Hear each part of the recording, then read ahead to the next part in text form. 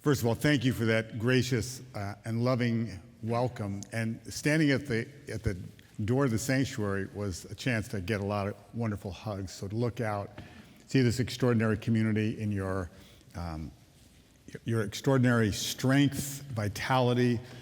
We have here at Westchester Reformed Temple literally the all-star clergy team. And I would just say, don't take this in the wrong way, but we could staff about 20 synagogues with the amazing people who lead this congregation. We're not going to do that, by the way. We're not going to do that. I just want you to know how unbelievably blessed we are, Rabbi Blake and the entire team. It was a gift to be here this morning and to, where's Noah? Noah, if I just came for the shofar, the cobwebs of my soul have now been absolutely cleared out. So I wanted to do today, hopefully you have near you a collection of texts. We're not going to do all of them, but I'm just going to set a context for one of the most transformational leaders of the Jewish people in the 20th century. Not of the Reform movement alone, but of the Jewish people. And that is Rabbi Alexander Schindler, blessed memory. So first let's start off with a fun fact. Who conducted the first wedding in the CJL right after it was built? Does anybody know the name of that? Kind of set you up there, so just try it out. Anybody have a guess at who officiated the first wedding in the CJL? It would be Rabbi Schindler. He asked his junior colleague, Rick Jacobs, to co-officiate. It was the wedding of his daughter, Rabbi Judy Schindler, married Chip Wallach, another great product of Westchester Reformed Temple. He also was here many times when his daughter was our assistant rabbi. He didn't come on the high holidays because he made a commitment to Union Temple in Brooklyn. As long as he could, he would be there. And that congregation dwindled, but he never lost his commitment. So he would be there on the holidays. But we have a very special connection to Rabbi Schindler here. But that alone does not warrant attention on the second day of Rosh Hashanah. This individual literally, with the force of not just his personality, but his vision for Jewish life, he changed the way we practice and think and in every way engage in Jewish life.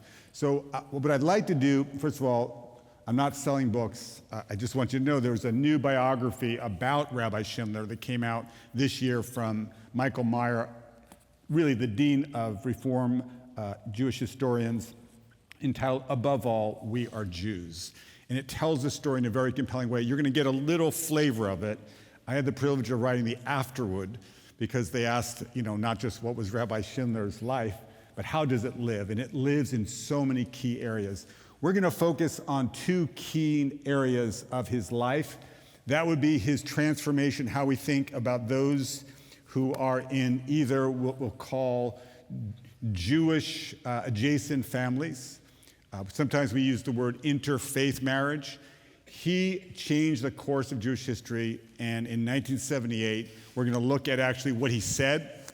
We're going to also get a sense that when he said it, he was vilified, but it didn't keep him from knowing it was the right thing. Today, everybody says, of course, that was the right move. So if you look at the first page, first of all, you get a sense of his life. He was born in Germany, in Munich. He got out just in the nick of time in 1938. He served in World War II in the United States Army. He served actually in the ski patrol of there's a wonderful group of soldiers who were up in the Alps, and he was wounded, received a Bronze Star and a Purple Heart. So also a person of like the old style bravery, really a remarkable man. Was president of the Union of American Hebrew Congregations, which today is known as the Bill Blumstein. This is just for you. The URJ. Never pitch a ball. You don't know someone's going to hit it hard. Thank you. Right on cue. But when he was there, it was still called the UHC. 1973 to 1996, really key years in the life of the Jewish people. He took over from Rabbi Maurice Eisendrath, who was set to give a biennial address that was quite forceful. He actually died at the biennial. Rabbi Schindler stepped in, gave Rabbi Eisendrath's address without changing a word. And from that moment on, he literally took the movement and much of Jewish life under his wings and took us and helped us to soar. So because we're in a synagogue, and synagogues matter yesterday, today, and tomorrow, Just the opening of a beautiful teaching he gave. I was actually sitting next to Jack Stern when he gave this. We were sitting at the biennial in Baltimore. He said, "The synagogue is where Jews are made, where the individual soul and the community are joined. It is the place where modernity and eternity cross-fertilize, where the seeds of Jewish identity are sown.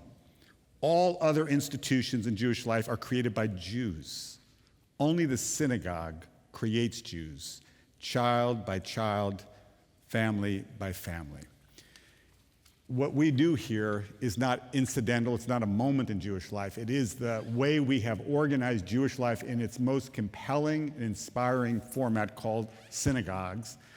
They change, they do things that they didn't always do, but they remain the centerpiece of Jewish life.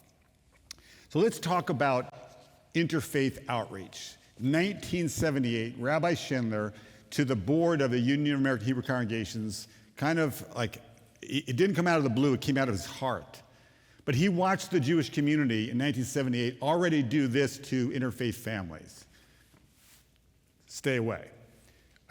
And there was all this scolding.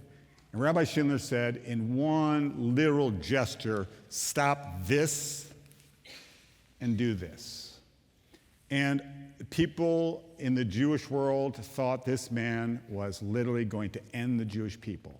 How dare he say love over keeping the boundaries absolute? So he said it in ways, some people heard it, some people didn't, some people had to grow into it. But he said we must remove the not wanted signs from our hearts. That not wanted sign was, I think, in stone for a lot of people. And I don't know about many of you, but I grew up where, the stone was like this. But the truth is, interfaith marriage isn't a moment. The numbers overall interfaith marriage since 2010 is 61% of all marriages in the Jewish community since 2010 are interfaith marriages.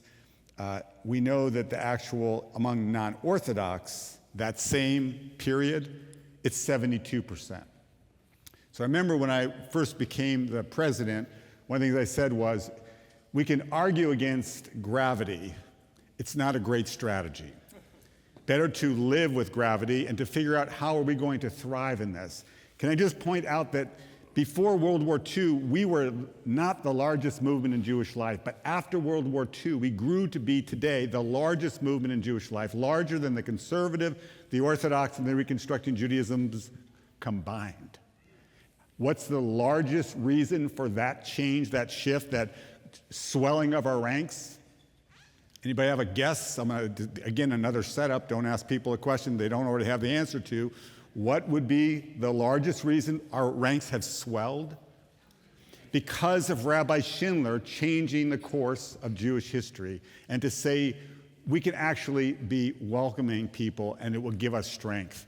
Now, President Isaac Herzog of Israel, before he was president, he was the chairman of the Jewish Agency, the largest Jewish not-for-profit organization on planet Earth, one of the really important forces in the creation of the state of Israel. The day he got the job, he was welcomed into the position. He got on national television in Israel. I happened to be there.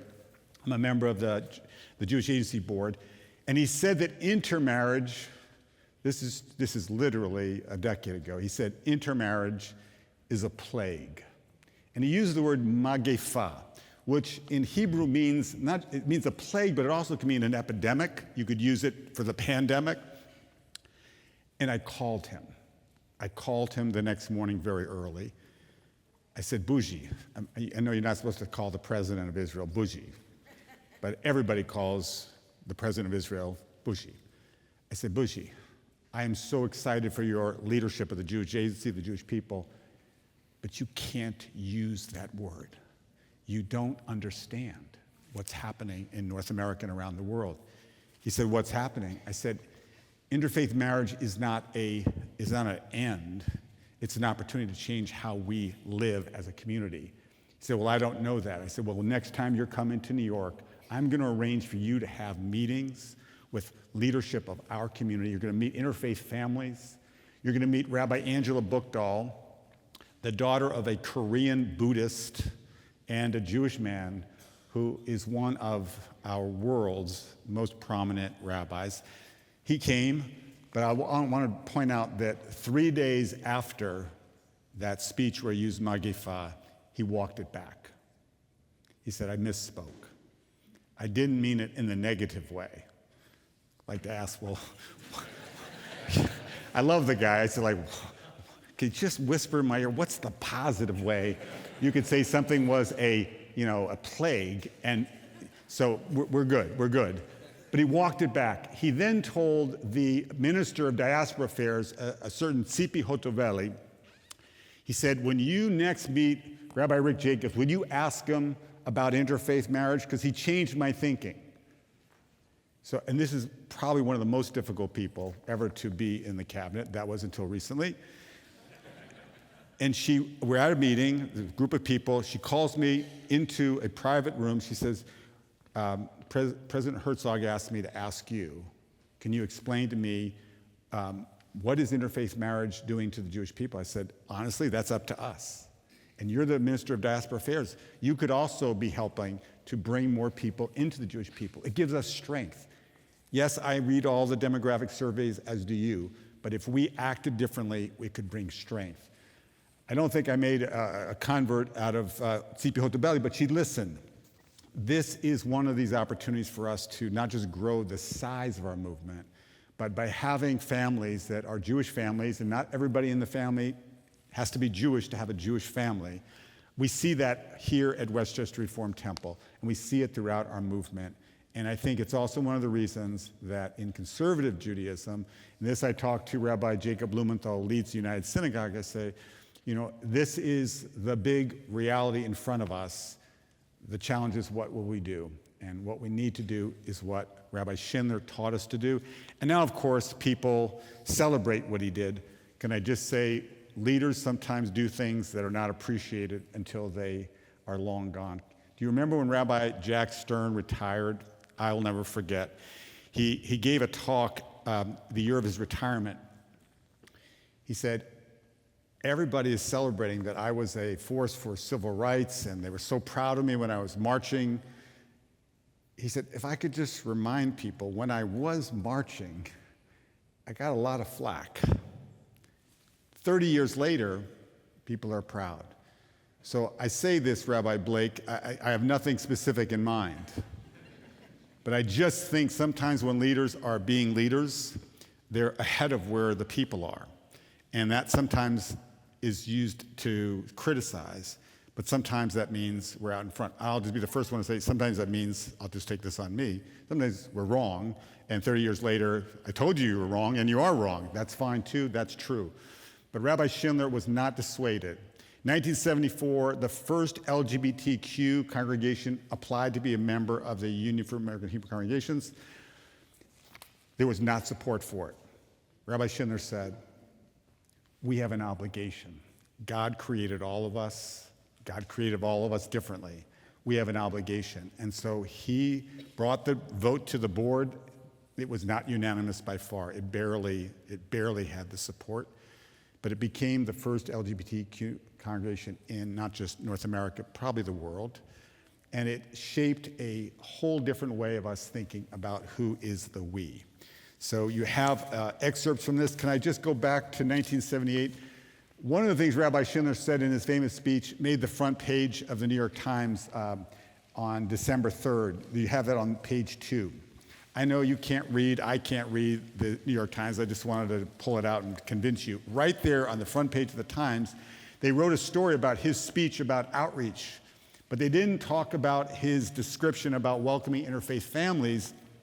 He said in that same speech, we should reach out to people who are, as he said, unchurched. They don't have a faith. We have a great faith. Why would we not share that with anyone who was curious, who was looking for a spiritual practice, a spiritual community? And the New York Times and everybody thought, that is way out there. How does he come off thinking that we're a conversionary religion? Well, we used to be, and what he's really careful in his language is for unchurched. If you have a faith, I don't know about you, but when we lived in Scarsdale, this very nice person would come every Saturday morning and knock on our door, like 8 o'clock in the morning.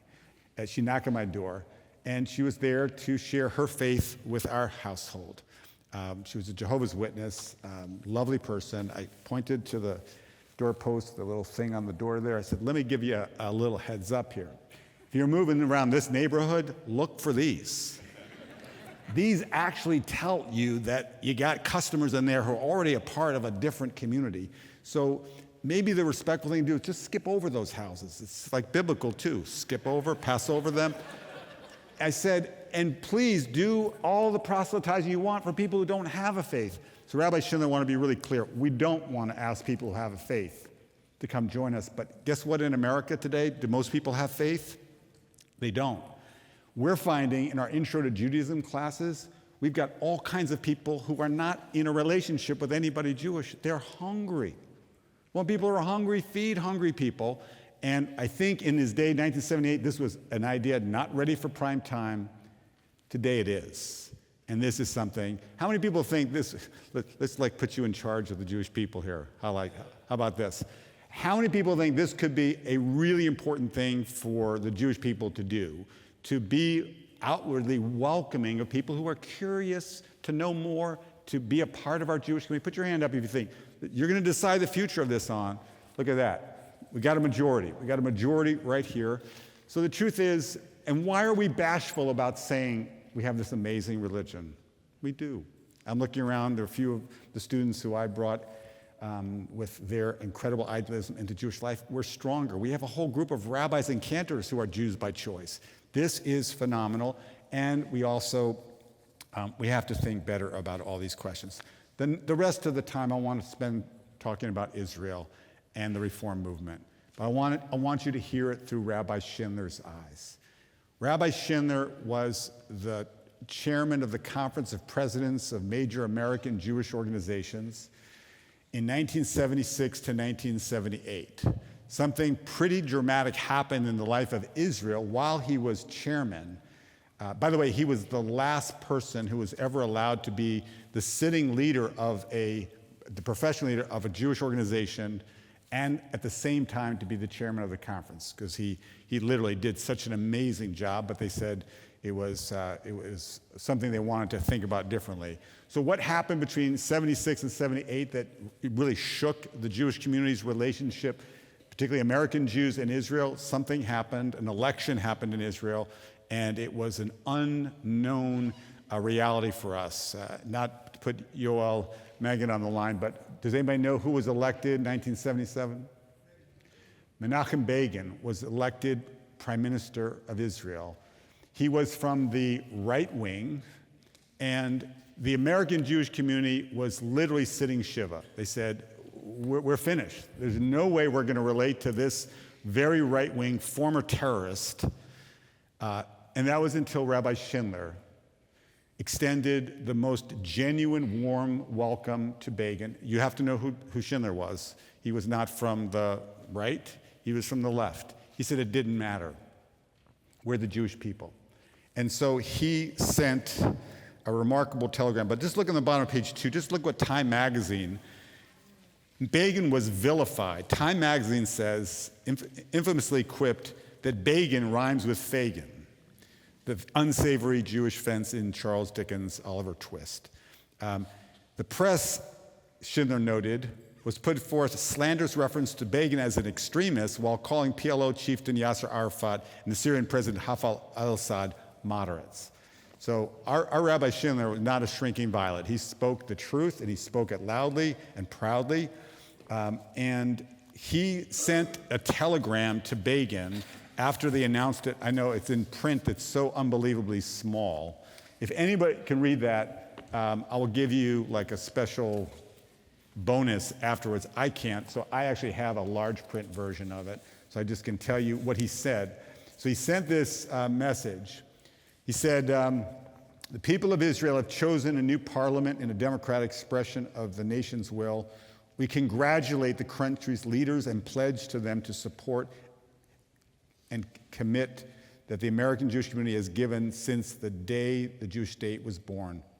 And he just, the warmth flowed out. He then below receives back this extraordinary message from Begin saying, he is moved by the warmth of his relationship. It's pretty remarkable that Alexander Schindler, this very dovish Reform rabbi born in Germany, would have this unbelievable relationship with Begin. They became so close. Begin did not have state dinners except for one.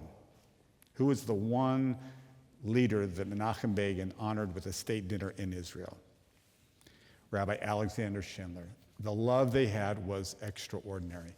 Now, I tell you this story because the first time I met Benjamin Netanyahu, I had just become the president of the URJ, and I was in Israel, and the meeting was set, and I noticed that all the newspapers were telling a story that Vladimir Putin was coming to Israel that week.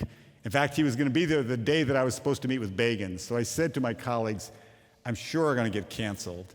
I mean, he can meet with President Putin or President Jacobs. You figure out who's like a global citizen. So I said, I'm sure I'll be free in the afternoon. I'm sure Prime Minister Netanyahu is going to cancel. He didn't. And I walked in, I sat in his office. I didn't know him. I said, if I could, may I start? He said, please. I said, I am not Rabbi Alexander Schindler. I'm not going to presume that you're Menachem Begin. But I hope that while I am president of the Union for Reform Judaism, and you are the Prime Minister of Israel, we can do good for the Jewish people. We are not going to agree on everything. We don't have to agree on everything. Can we try to do something extraordinary today? I'm just going to tell you, he was quite open to the possibility. He was relieved that I didn't think he was a Menachem Begin. He knew Rabbi Schindler and understood that that was a role that really really just transformed how we think about the relationship of Jews in America with Israel.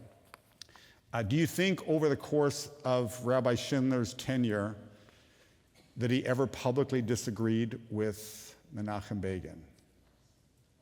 He did. He did. That's the thing. Today, it's unthinkable that they could have, throughout their lives, till the day Begin died, he loved Schindler, Schindler loved him.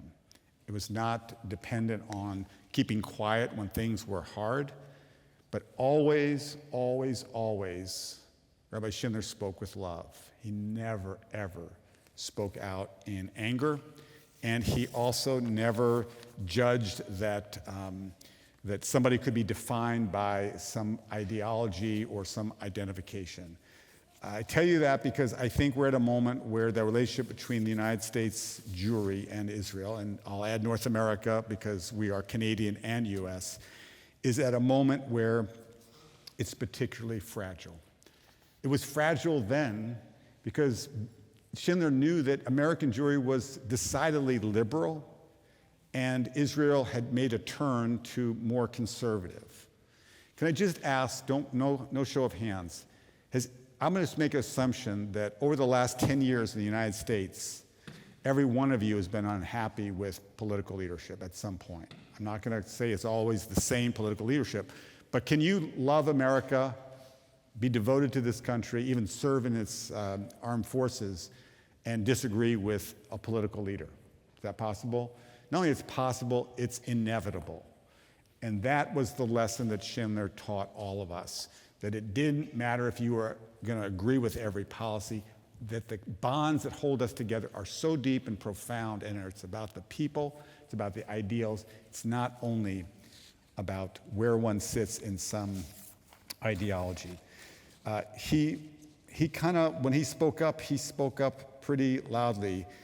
Just the top of page 4, you can go back and do more. I gave you the quotes from the book and from his speeches, but on the top, here's Alex Schindler. May I indulge in annexationist fantasies to prove that I am a passionate Jew?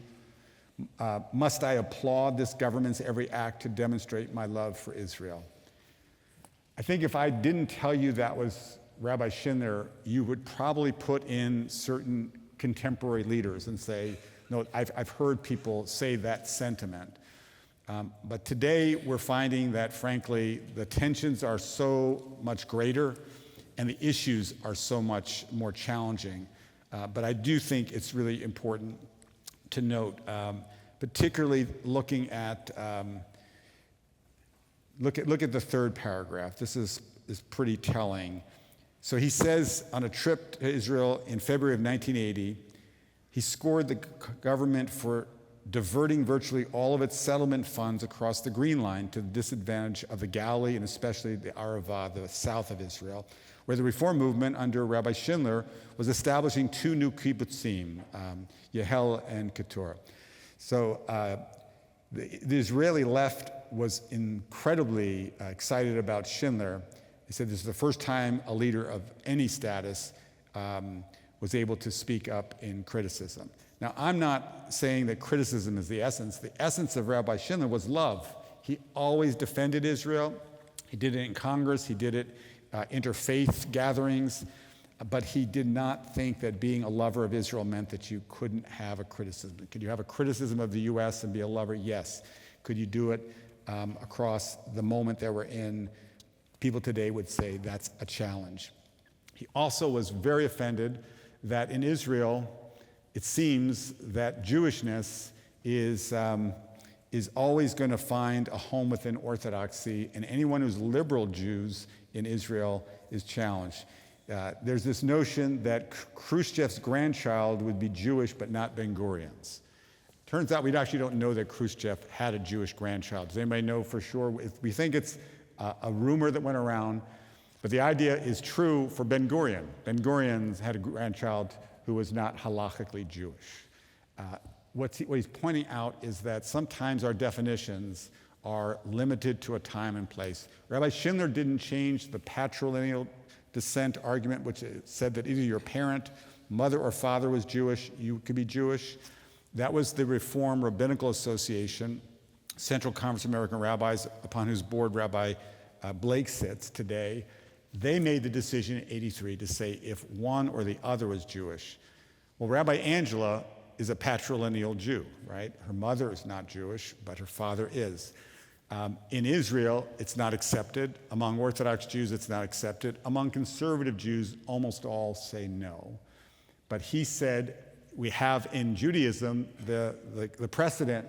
Anybody here a Kohen? Anybody here a Kohen or a Levite? Okay. Those are inherited because the status goes through your father. So the most important role in ancient Judaism was the high priest. That went through your father's line. So Rabbi Schindler wasn't without justification, and the Reform movement is not without justification, but in Israel, it's unaccepted. Again, maybe it will be in the course of time, maybe it won't be. But I do think that our movement today has a lot of agitation. I appreciate your quoting the talk I gave a couple of weeks ago at the Lutheran Biennial. It's their biennial. We're really having a hard time with our Christian neighbors who have been rock solid with us. I want to just end with an open question and answer. I know that some of these things are hard to hear. Some of them you don't agree with. That's fine.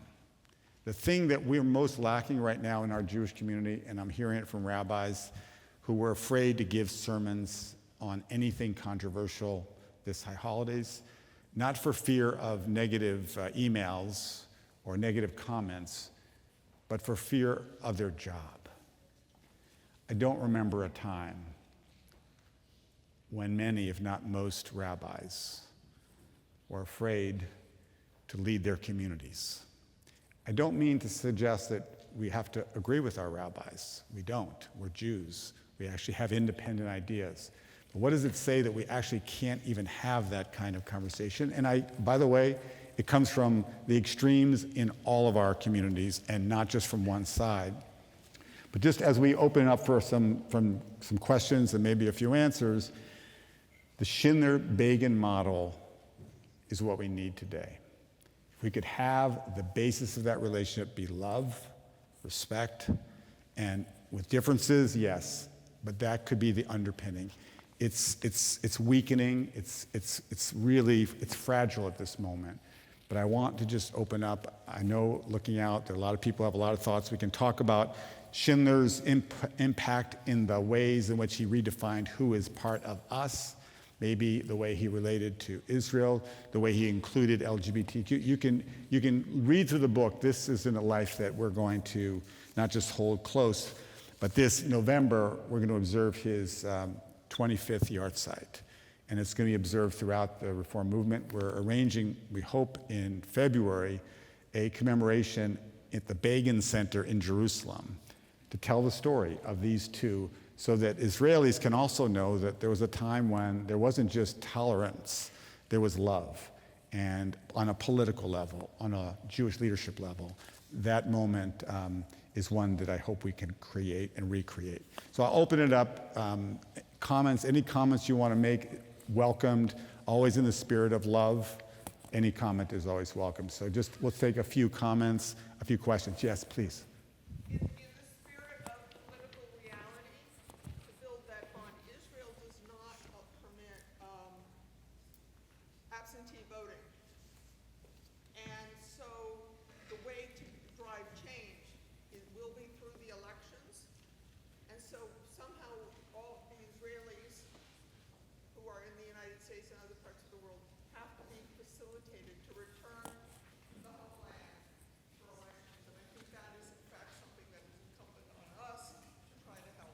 So the comment was made that unless there's a chance for people Israelis who are citizens but living here, we think there could be as many as 1 million. And then in kind of global terms, quite a lot. If they were to be able to vote by returning, some actually do return to vote. Many cannot afford to do that or choose not to go and back and then forth within a day. But that would be an earthquake of sorts. Again, we don't know for sure how they would vote, but that their voices would be heard, right? So very good thought. Other questions, comments? Yeah, Barbara. In the spirit of Rabbi Schindler, how do you, and you personally and the Reform movement feel about challenging Netanyahu and also about the way the Gaza people are being treated? Okay, so the question is, how would I feel about challenging Netanyahu and particularly bringing in the war in Gaza? Let me just say, I actually still have a relationship with Prime Minister Netanyahu. We still disagree on many things. And when he comes to New York to speak at the UN, literally almost every year, this year he's not having a meeting with Jewish leaders, I'm there. And after one year, in 2023, he came the end of September. Remember, that's right before October 7th. No one knew was coming. And he was staying at this hotel on Park Avenue. I'm not supposed to talk because he always stays at this hotel. I think it's called the Lowe's. And we had a protest across the street because this was during the judicial coup.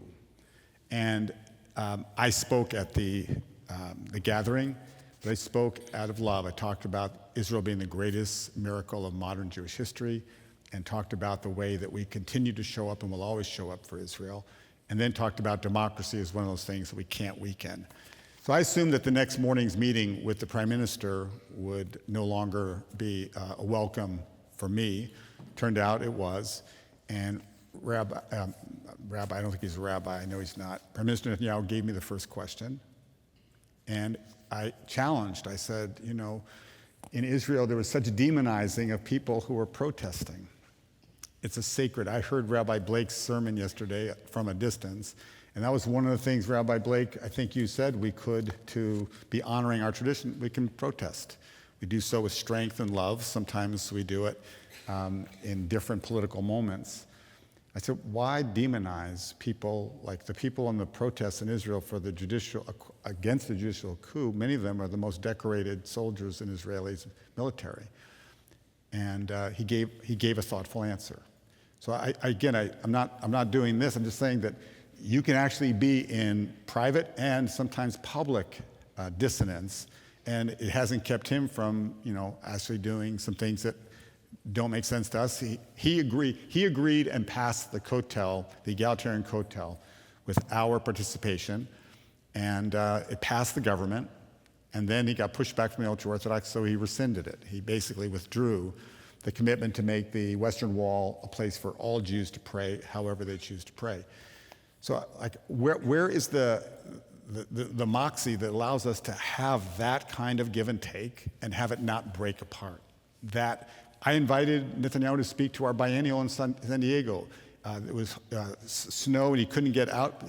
Live feed, he spoke to our biennial. I think Schindler and Begin, it's not who you like. It's we have to actually, you don't have to agree with someone on everything to agree with someone on the most important things. I think that to me is the challenge of today. Yeah. So what do you think are the chances for an Israeli constitution, and do you think that would help solve some of these issues?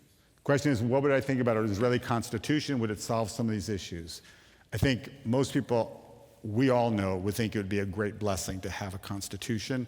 But right now, with all of the shaking of the foundations of Israel, it's unlikely there will soon be one, but it would be enormously helpful to really establish the grounding of these commitments into the force of constitution. But it's not likely to happen in the foreseeable future. Yeah, in the back.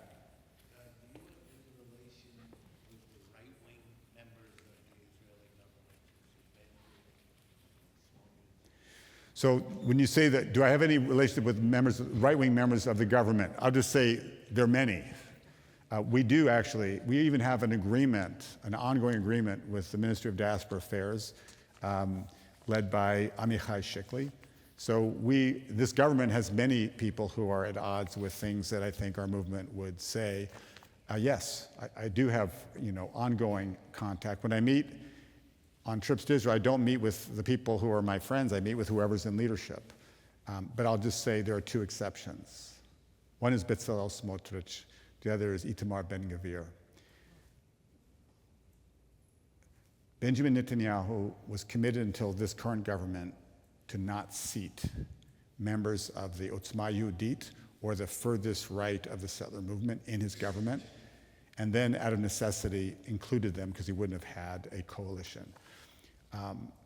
These are people who aren't right-wing. They are people of a belief system that, frankly, is just not intelligible to many of us. So I meet with members of the cabinet, I was with the defense minister a couple of weeks ago and the foreign minister, but the Minister of Public Security, which is Itamar Ben-Gvir, who is the leader of the Otzma Yehudit, which is the inheritor of the Meir Kahane branch of Judaism. That is a pale that, it's beyond where we can go. So again, it has limits. I think that's true here as well. Yes, please, David. You just said you want to support democracy there. They were elected. Why is there? They were not elected to be in the coalition. They were elected to be in the Knesset. And it was a choice of a government to put together these different parties. And when Meir Kahane was in the Knesset for espousing the very same views, he was actually expelled from the Knesset. So the answer is they weren't elected as we elect, a whole cadre of people. It was a last-minute pulling Otzma Yehudit into the government. But yes, I'm troubled that they have followings. They don't have a majority by far. But yes, that is one of those questions that I'm happy to answer to. I know it's not going to be satisfying. I think that's also a tough part of democracy. I think the part that Israel is not learning is that democracy isn't the rule of the majority. It's the protection of the minority in a society, and that's one of the hardest things right now in Israel. But the truth is, the group that I can't meet at all with are the ultra-Orthodox. They won't even, acknowledge that we exist. I've asked multiple times to sit with members of the ultra-Orthodox parties. That's not been something I've experienced. Other questions? Yeah, Rabbi Blake, please. Maybe this would be, if it's one of your typical ones, it'd probably be the last one. Go. It's not a question, but it's a word of gratitude for your leadership and for your presence here today. This Bima is always a place where we hope you will come and share from your perspective of the work that the Jewish people may not agree on, but the important things. You're here to remind us that we have to agree on some things. importance. And the integrity of the Jewish people as a global mishpacha and as a force for good in the world is a powerful reminder. It means a lot that you shared that with us today. We know that you had inspiration from your predecessor's predecessor, great Rabbi Alexander Schindler of blessed memory.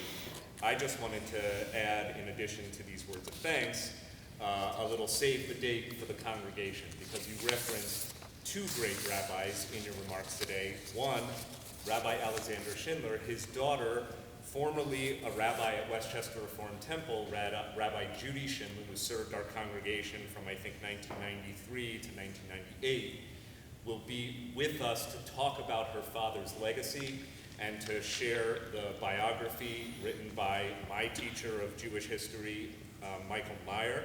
That will take place on the Shabbat of April 10th and 11th, 2026. Of course, the temple will be promoting this, but please save the date. We have a wonderful Shabbat filled with learning and celebration, so we'll be participating in perpetuating Rabbi Schindler's legacy through Rabbi Schindler the Younger's words about her dad. And then 5 days later, come back to WRT on Tax Day. Wednesday, April 15th, we've just confirmed that Rabbi Angela Buchdahl will be presenting about her new memoir, which will be published next month. And she, by the way, if you prefer your book in audiobook form, she's the reader of her own memoir on audiobook. And our Rosh Chodesh group will be studying her book with Cantor Kleinman throughout the year. And if you want to participate in Rosh Chodesh, you get to actually read the book early. So to Rabbi Blake, thank you for that gracious nechemta.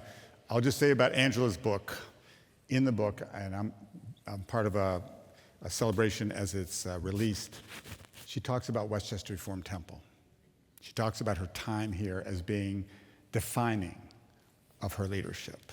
The experience that she had being student cantor, student rabbi, cantor, rabbi, for those years was transformational. So you have to read it because it's an extraordinary book, but you also have to read, you're in the story, and your impact is profound. I would just say also we're observing Rabbi Schindler's 25th yard site on November 14th and 15th. It's going to be throughout not only the Reform movement, we hope that there'll be observances beyond the Reform movement. His life is to be celebrated, his courage is to be applauded, and his legacy is for all of us, not just to those who are tasked with formal leadership. All of us should have his courage to change, to grow, and to imagine a different future for the Jewish people. And he took a moment in the spirit of your sermon yesterday, Rabbi Blake, and I was very inspired by your sermon, Rabbi Platko. I couldn't come physically, but I did spend into the wee hours listening to two extraordinary sermons that can actually be the basis for how we change. And if we think about this moment, it's an impossible moment. It's a painful moment. It's a debilitating moment in the life of Jewish people. It's not the first time we've been in such a moment. It's upon us to find that strength from each other and to not tear ourselves apart, which is what I see happening every day, and find a way to be in sacred dialogue and argument the way Begin and Schindler could, the way that we can as well, the way this congregation has always done. And from that, we find the strength to face whatever it is that 5786 will bring. Hopefully it brings blessing. Hopefully it brings peace. Hopefully it brings the strengthening of our core commitments. But whatever it brings, let us face it together. Shana Tova. Shana Tova.